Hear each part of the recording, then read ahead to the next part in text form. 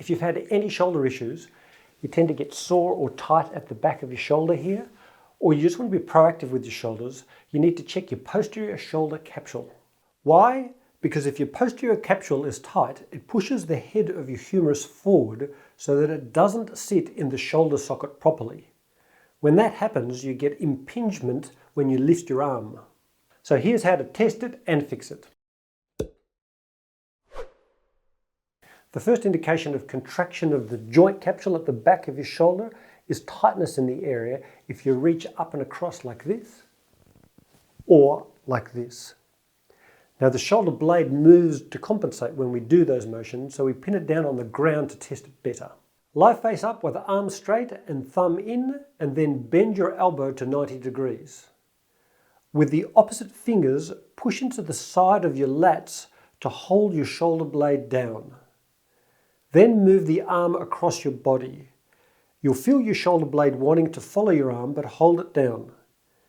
If it feels really tight here, or your elbow doesn't reach to at least the midline of your chest, you've got posterior capsule contraction and probably a very tight infraspinatus and teres minor. So here's how to fix all three.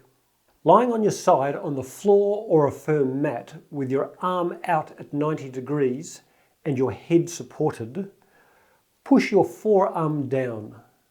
You should be able to touch the ground with your fingers. If you can't, that's further confirmation that you need to do this stretch. Now you could just do what's called a sleeper stretch in this position, pushing the arm down, holding it for a while and repeating for a minute or two.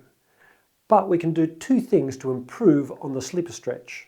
First of all, putting a tennis ball behind the shoulder joint to create more of a myofascial release makes a massive difference.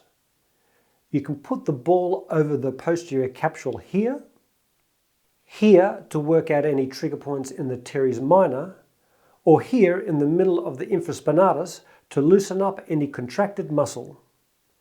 You can put it anywhere you feel it in this area, and you will feel it. This really hurts, but it hurts good if you know what I mean. The second improvement to a sleeper stretch is to use the involved arm actively during the stretch or release.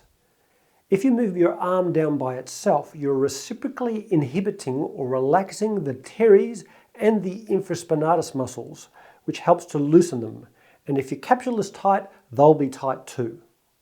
So do this motion with a firm tennis ball in any of those positions that feel tender for a few minutes a day.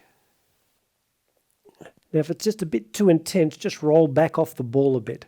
You want to feel it, but you don't want to feel like you're going to explode. If that's still too much, you can lie across those points on a foam roller instead and do the same motion.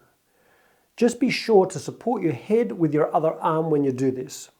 Now if you've got a chronically contracted posterior capsule, it won't just loosen up in a day. It'll probably take somewhere between 1 and 3 or even 4 weeks to loosen up, but just chip away at it.